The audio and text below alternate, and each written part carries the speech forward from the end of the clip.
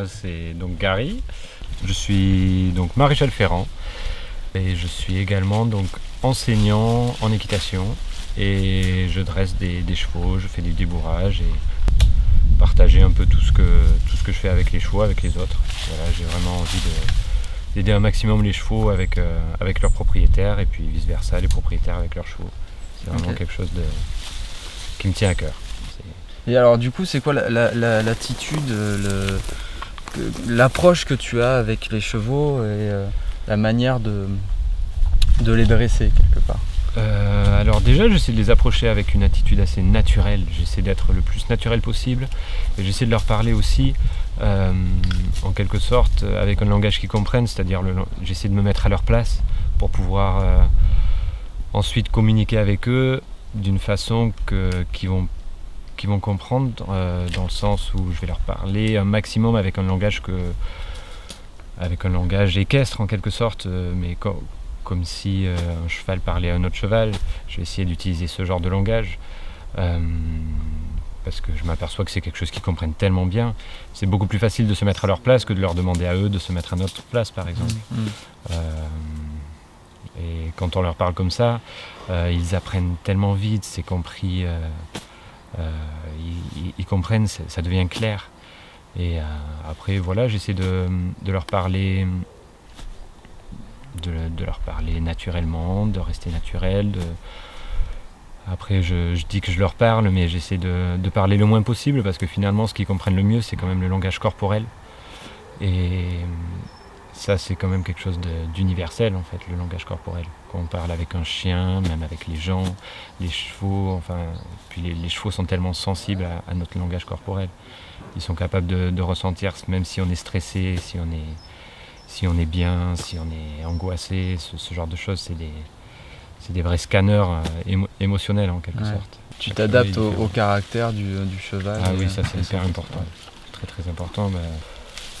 Mais ça va vraiment dépendre de chaque cheval. Chaque cheval est différent et je vais avoir une approche qui va être différente en fonction de chaque cheval. Et ça, c'est le cheval qui me le dira. Il y a certains chevaux qui vont aller plus vite, d'autres qui prendront plus de temps parce qu'ils vont avoir du mal justement à être en confiance ou suivant leur passé aussi. Enfin, il y a quelque chose de... C'est important de créer une relation dans le respect pour pouvoir ensuite avoir un bon partenariat. Donc voilà, le stick c'est vraiment la prolongation de ma main. Donc ici quand je le pose sur son dos, c'est comme si je venais avec ma main pour ici lui faire un câlin en fait, ou le caresser. Voilà. Je travaille aussi beaucoup avec mon cheval Rainbow, où je vais les mener en dextre, c'est-à-dire à côté de moi, parce que c'est quelque chose que je trouve hyper formateur pour les jeunes chevaux, parce qu'ils nous voient au-dessus d'eux. Du coup, quand on va ensuite être sur leur dos, ils auront déjà eu cette expérience d'avoir un humain qui est au-dessus d'eux, parce que ça c'est pas quelque chose d'évident pour un cheval. Un cheval, il a jamais eu quelqu'un sur son dos, et nous d'un seul coup on va venir lui monter dessus, et c'est quand même des animaux de fuite à la base, et nous on arrive à obtenir tellement de choses d'eux. Et tout ça c'est en y allant progressivement, en leur expliquant les choses, dans le calme, mais voilà, ce qui est très important à la base, c'est quand même de réaliser d'avoir un partenariat avec. Et alors, il y a cet aspect curieux, enfin la curiosité de l'animal est vraiment omniprésente. J'essaie de garder les chevaux le plus naturel possible aussi, c'est-à-dire que plus ils vont... Un cheval au naturel, il est curieux de tout. Si on pose quelque chose au milieu d'un champ, le cheval va de lui-même aller le renifler. Et il va être curieux de tout, et du coup à chaque fois que je vais apporter une nouvelle chose, je vais vraiment me servir un petit peu de cette curiosité de l'animal, parce que il y aura une expression qui va se dégager du cheval qui va être vraiment intéressante, et grâce à ça, un cheval curieux, il va être décontracté, il va apprendre tout seul. Ensuite, en lui présentant les choses, en développant sa curiosité, c'est quelque chose de très très intéressant. C'est un accompagnement aussi sur cette capacité-là qu'il a Oui. d'être dans la curiosité. Oui, voilà, j'essaie de les accompagner là-dedans. Et puis, du coup, chaque nouvelle chose, j'essaie de l'amener pour que le cheval l'observe et soit curieux. Et puis, petit à petit, à chaque fois qu'il y aura une nouvelle chose, il va se dire « Oh, c'est quoi cette nouvelle chose qui arrive ? Oh, c'est rigolo !» Et comme à chaque fois que j'amène une nouvelle chose, par exemple, d'abord, je vais commencer par mettre le tapis, ensuite la selle, après je vais mettre le filet. Et à chaque fois qu'il y aura une nouvelle chose, le cheval, comme les précédentes nouvelles choses, finalement c'était cool, il sera de plus en plus en confiance et agira de plus en plus en partenariat avec moi. Et c'est vraiment le but d'avoir un partenaire.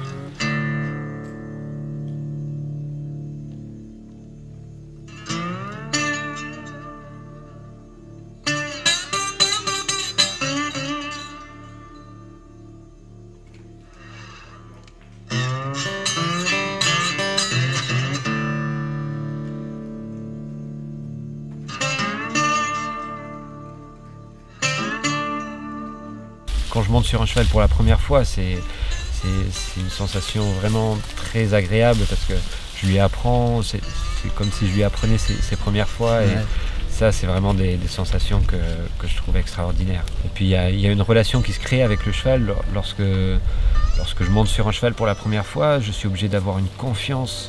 Enfin, j'ai surtout besoin que le cheval me fasse confiance. Le cheval a besoin de me faire confiance pour que je puisse lui monter sur le dos. On est quand même à la base, on est des prédateurs quand même. Et on monte sur des proies. Et c'est pas du tout naturel pour un cheval d'avoir un humain sur son dos.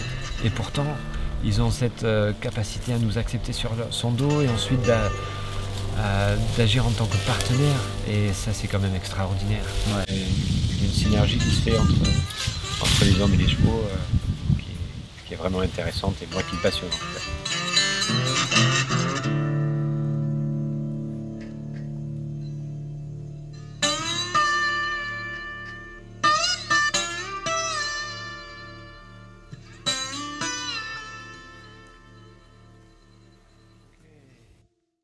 Parle-moi un peu de Rainbow, justement, ton cheval que tu as depuis pas mal de temps déjà. Oui, alors Rainbow il a 12 ans, je l'ai depuis qu'il a 1 an. J'ai fait beaucoup de choses avec lui. Lui c'est vraiment le partenaire idéal. Il m'a accompagné dans tellement de choses et aujourd'hui il m'aide avec les jeunes chevaux. Du coup c'est sa mission en fait, c'est sa mission de m'aider. Quand je vais le chercher dans le pré, je ressens en quelque sorte cette envie qu'il a de vouloir. Il se dit oh bah tiens, qu'est-ce qu'on va faire aujourd'hui. Enfin, c'est quelque chose d'assez sympa de partager ça avec mon cheval. C'est un super cheval. Qui capte tout de suite ce que tu lui demandes aussi. Je veux dire, quand tu vas le voir le matin dans le pré, tu vois, il y a quand même une relation qui est là, qui est bien stable. Oui. Et tu peux l'amener à justement à faire des choses que habituellement avec les autres, il faut mettre la longe et il y a beaucoup plus de choses. Oui. Oui, ça va être aussi du fait que ça fait longtemps ça fait des années en fait qu'on est ensemble et ça c'est quelque chose qui se développe vraiment au fur et à mesure du temps. Mais c'est vrai que j'ai une belle connexion avec lui et lui aussi il est très connecté à moi. Enfin, quand il me voit, quand le matin j'arrive pour mettre le foin, il est toujours les oreilles pointées vers moi, il a toujours un œil vers moi et j'ai une connexion assez sympa avec lui. Enfin, c'est vraiment quelque chose d'assez extraordinaire.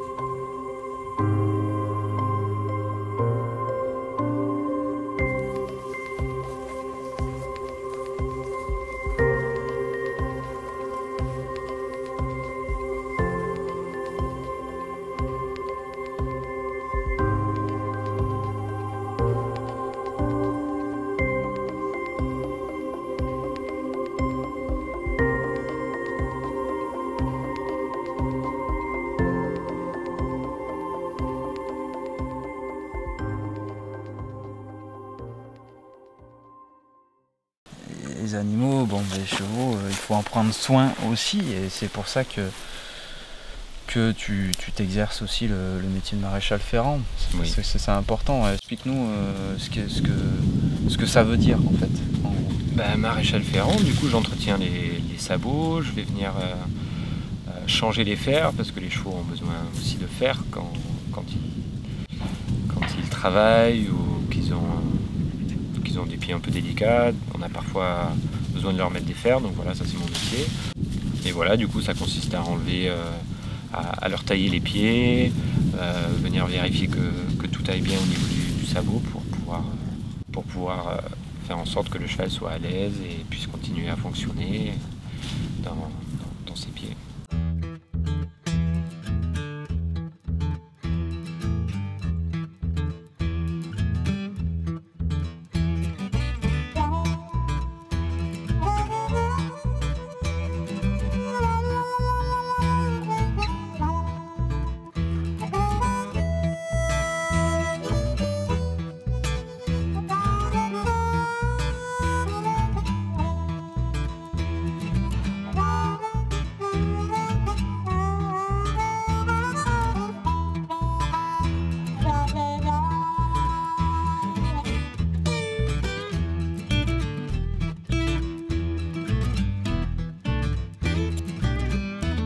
Il y a un entretien à faire tous les 2 mois, il faut refairer le cheval parce que la corne pousse.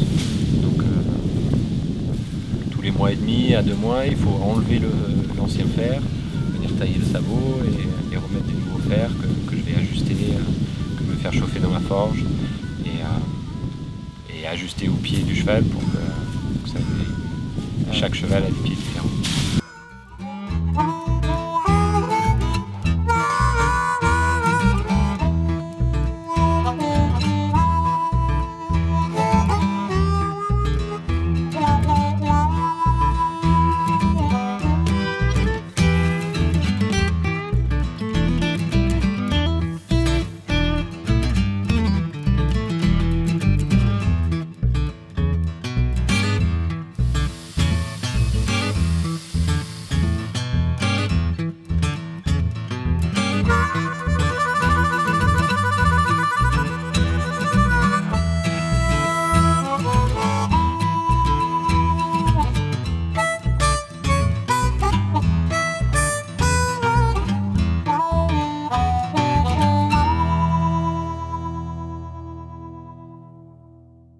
Et tu as plus d'une corde à ton arc, et c'est le cas de le dire, puisque tu fais aussi du tir à l'arc. Et oui, donc voilà, je suis aussi moniteur et j'anime aussi des stages de tir à l'arc, je fais de l'initiation, de l'archerie équestre. Ça c'est quelque chose qui est vraiment sympa, enfin, que je trouve assez rigolo, c'est très ludique. Et ça permet aussi de faire une activité avec le cheval où on n'est pas tellement concentré sur notre position et du coup c'est quelque chose d'assez pédagogique pour les personnes qui vont peut-être manquer un peu de confiance à cheval. Finalement on va leur donner un arc et des flèches et ils vont monter à cheval et sans forcément y penser, ils vont devenir un peu cavaliers instinctivement parce qu'ils ont besoin de se concentrer sur les flèches, sur l'arc, sur la cible et voilà. Et là du coup on en revient un peu à l'équitation je dirais utilitaire. J'essaie d'avoir le cheval qui va faire de l'archerie équestre, il a en quelque sorte une mission aussi. Sa mission c'est de porter un cavalier qui va venir tirer des flèches. C'est une discipline qui se développe un petit peu, c'est une discipline, donc l'archerie équestre, qui se développe aussi en compétition. Et du coup on a besoin de développer en quelque sorte une dextérité, une indépendance des aides. Et on finit par monter en quelque sorte instinctivement. Et les chevaux s'habituent très vite à l'arc. Comme je disais tout à l'heure, j'essaie d'apporter ça progressivement. D'abord je vais travailler à pied avec l'arc à côté d'eux. Peut-être qu'au départ je vais peut-être m'entraîner peut-être avec un autre cheval qui sait faire alors que lui sera à côté, il va me voir faire et petit à petit, progressivement, je vais réussir à lui amener la chose et pouvoir tirer des flèches sur son dos. Ça va faire du bruit, il va entendre la flèche arriver dans la cible à côté de lui et parfois ils comprennent pas qu'est-ce que c'est que ce bruit qui vient à côté d'eux et en y allant progressivement on arrive à bien apporter les choses pour que ça se passe bien et que le cheval soit relax et décontracté avec ça. Tu fais aussi des rassemblements de troupeaux? De troupeaux, ben, ça m'arrive parfois d'être appelé chez des amis ou des éleveurs de vaches. Enfin, c'est une autre passion que j'ai de justement aller soit convoyer les vaches s'il faut les changer d'une parcelle à une autre, parce que parfois ça peut être un peu loin, ou s'il y a une vache qui a besoin d'être soignée, on peut aussi être amené à les attraper au lasso.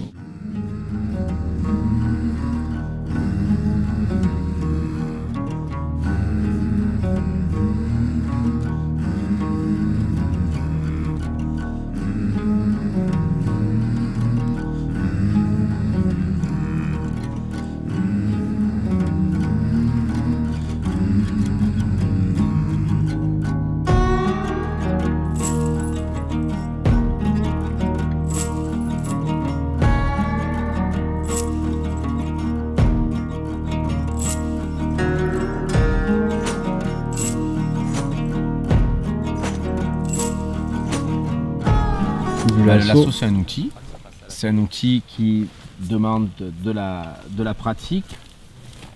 Et donc, c'est pour ça qu'on s'entraîne, pour les fois où on en a vraiment besoin. Et le domaine d'application du lasso, c'est la contention des bovins quand on n'a pas d'autres systèmes de contention, donc des couloirs, des barrières, ce genre de choses. Donc, c'est parfaitement pertinent dans le contexte de l'élevage extensif. On peut avoir un soin à faire sur une bête, un soin d'urgence à tel endroit. D'apporter des soins dans un système qui sinon serait extrêmement coûteux, parce que par exemple ramener des bétaillères, charger des bêtes, les ramener à la ferme, les décharger, les soigner, les recharger, les redéplacer, voilà, des tracteurs qui roulent, des camions qui roulent, alors que là on prend nos chevaux, on fait quelques kilomètres, on rope, on couche, on soigne, on relâche. S'il faut faire une injection par jour, tous les jours on vient dans le troupeau et on ne peut pas se permettre de transporter, de déplacer tout un troupeau jusqu'à un endroit où on a un couloir de contention. Donc dans ce cas-là, le lasso, c'est l'outil de prédilection. On va attraper la vache, on va parfois la contraindre un peu fort, mais dans l'objectif de la soigner. Et ça va nous permettre d'apporter des soins à cet animal sur le site, au milieu du troupeau, ce qui diminue extrêmement le niveau de stress. C'est un peu un système d'urgentiste, quoi. Il faut agir, on agit, on soigne et on relâche. Donc les avantages sont que on est sur place, on peut agir vite.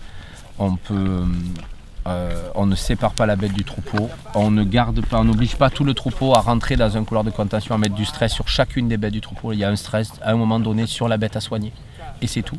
Et dès qu'elle est relâchée, elle va se rassurer près de ses amis et le stress diminue énormément.